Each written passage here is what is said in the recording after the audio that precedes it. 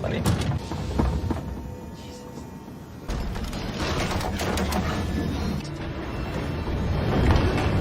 Oh wow.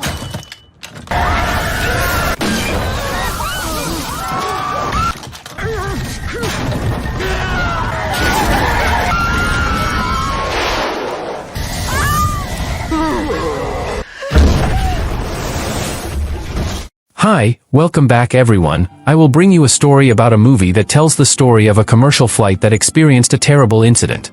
The plane they were traveling on suddenly experienced engine failure, making all passengers panic and scream hysterically. The situation became so tense that the plane was forced to make an emergency landing in the middle of the ocean.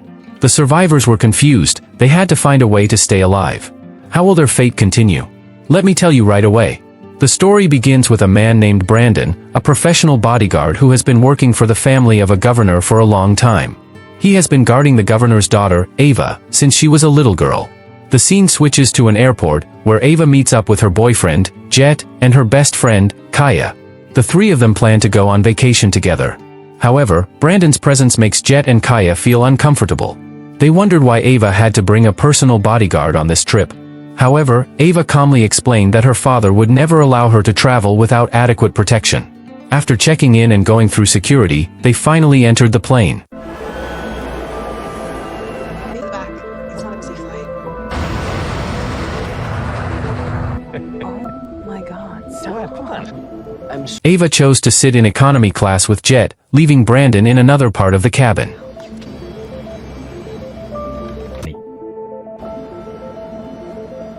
What did you get me? Shortly after the plane took off, there was a small turbulence that made some passengers start to get anxious. Moments later, the situation worsened. The left engine of the plane hit a flock of birds, Don't be scared. causing more turbulence that shook the fuselage violently. Panic began to spread among the passengers. However, a steward named Danilo swiftly tried to calm them down, assuring that the situation was still under control. Not long after, the plane suddenly experienced even more turbulence.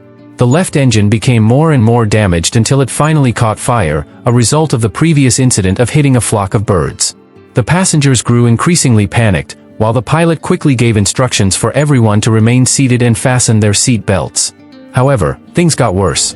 The already shattered left engine suddenly detached and slammed into the fuselage, Don't worry, it's going to be fine.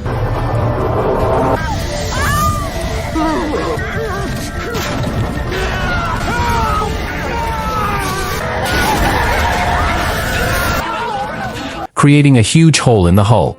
Debris from the explosion hit Brandon's body, while the intense air pressure began to suck the passengers out of the plane one by one. Those remaining tried to escape, but the suction was too strong. After losing so many passengers, the plane lost control and its speed dropped dramatically, forcing the pilot to make an emergency landing in the middle of the sea.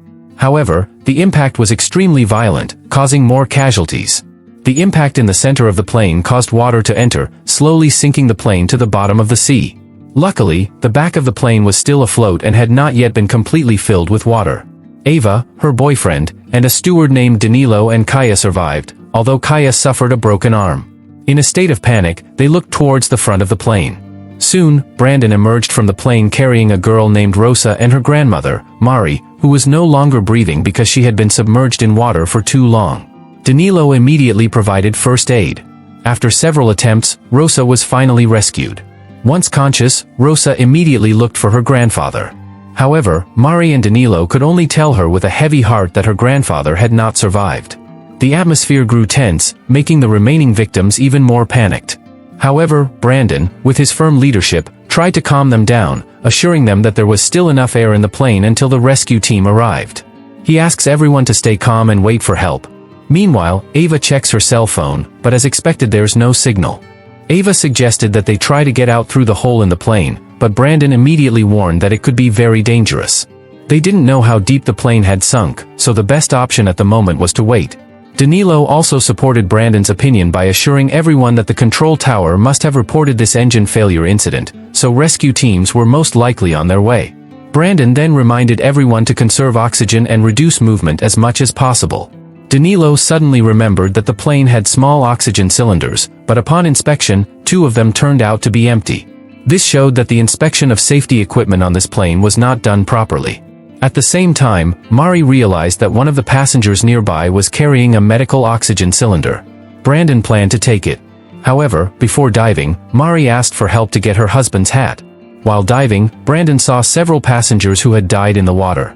After finding Mari's husband's hat, a large shark began circling the plane. Brandon finally found the oxygen tank he was looking for, but when he was about to return to the back of the plane, the shark suddenly entered through a hole in the fuselage and immediately attacked him. Brandon, who had not appeared for several minutes, made everyone panic. However, soon after, he surfaced and instructed everyone to stay out of the water. Secretly, he hid the severe wound on his leg. In his dying state, he handed Mari his hat and placed the oxygen tank before apologizing to Ava for failing to protect him.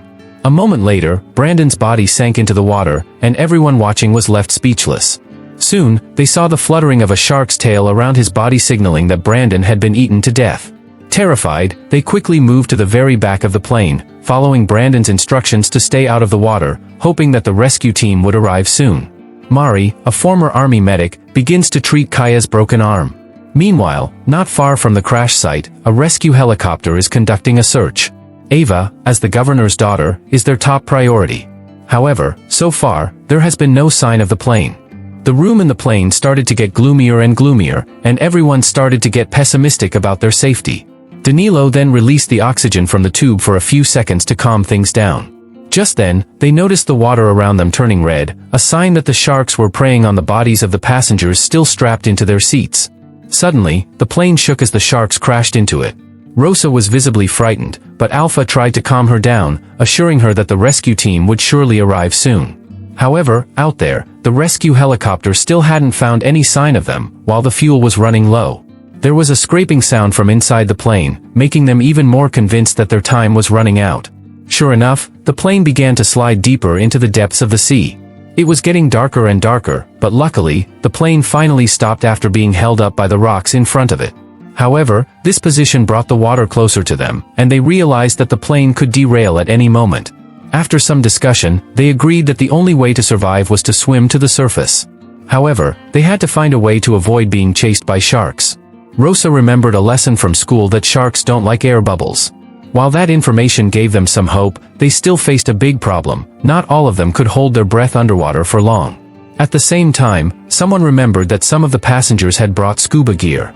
Danilo explained that if they had, it was in the rear trunk of the plane, which was now filled with water.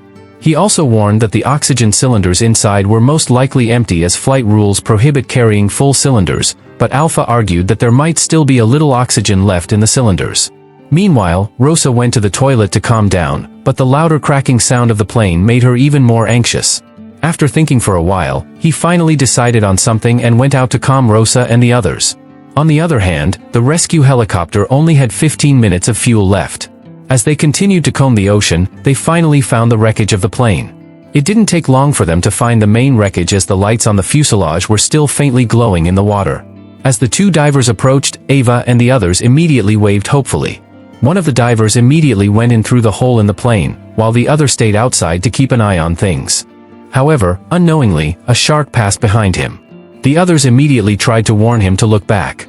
When he looked back, he saw nothing. However, as soon as he looked back at the victims, the shark suddenly appeared from below and immediately devoured him. Everyone was shocked and realized that there was still one more diver. They quickly looked in the direction of the puddle, but found no sign of him. With that, they were convinced that the second diver had also been attacked by a shark. Meanwhile, outside, the rescue helicopter was running out of fuel. The captain finally decided to return to base after sending the coordinates of the crash. Another helicopter would arrive in an hour. In the airplane, Alpha recalled that the body of the diver who entered the plane might still have an oxygen cylinder that they could use. He observed the floating body and tried to approach it from above for a better look. However, unexpectedly, he slipped and fell into the water. Everyone panicked, but Alpha resurfaced laughing, intending to play a prank on them. However, before he was fully out of the water, a shark suddenly bit him. Panic ensued as Alpha tried to break free. Others rushed over and pulled him out of the water to save him from the shark attack. Unfortunately, his right leg had been severed. Quickly, they performed first aid using a belt to stop the bleeding. Alpha was devastated to lose a leg, but they didn't have much time to mourn. Alpha was still trying to get diving gear. Finally, Danilo decided to go into the luggage room to get it. Even though the room was already fully submerged in water, Danilo kept trying and used a flashlight to search for the bag containing the diving equipment. Moments later, he managed to find the bag he was looking for. However, unexpectedly, an octopus suddenly attacked him. Danilo was shocked, but tried to hold on. The others panicked, but luckily he survived and brought the dive gear bag back. They quickly opened the bag, but there were only 4 sets of dive gear inside. At that moment, the friction sound of the plane became louder. They realized that the plane could shift again at any time. In the midst of the chaos, without anyone noticing, Alpha suddenly breathed his last. With great sadness, Rosa tried to calm him down. However, suddenly the fuselage slid down again. Fortunately, the plane stopped right at the edge of the cliff, with its front section almost detached. Meanwhile, the water continued to rise and began to fill the back room.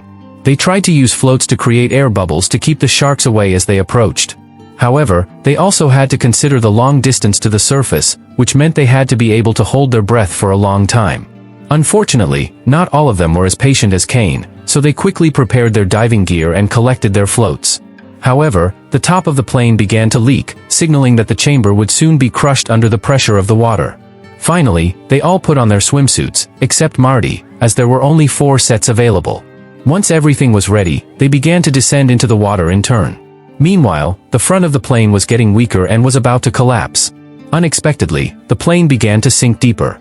Panicking, Marty asked Appa to stay alert. Appa, who was swimming at the front, saw a shark approaching.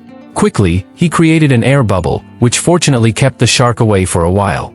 Meanwhile, a panicked Gaia tried to reach the ceiling of the room that had a slight air gap.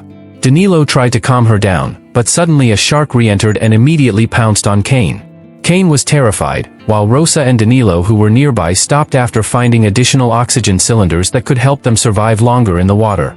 After everyone took turns getting oxygen, Danilo and Rosa finally managed to get out of the plane. They also managed to develop a life vest to help them reach the surface. Unfortunately, just as Appa was about to develop his life vest, the shark reappeared and prevented him from getting out. Luckily, the shark didn't immediately notice Appa's presence. However, a flick of the shark's tail hit his swimming goggles, blurring his vision. Appa decided to exit through the front of the plane. However, unexpectedly, the plane suddenly slid downward, creating a suction effect that pulled him back. Not wanting to die there, Appa tried to grab onto the seats and finally managed to get out before the plane sank into a very deep trough. Unfortunately, after successfully developing a life vest, Appa passed out from holding his breath for too long. Even so, the buoy still brought his body to the surface. Luckily, after a while, Appa regained consciousness and was able to breathe on his own. When he opened his eyes, he saw the quiet surroundings. Only a doll belonging to Rosa was floating nearby. Soon, a rescue helicopter approaches, and it turns out that Danilo and Rosa are already there. As everyone gathers, Rosa asks where her grandmother is. Sadly, Appa tells her what happened, and the movie ends with a message: never give up in any situation, because effort never betrays results.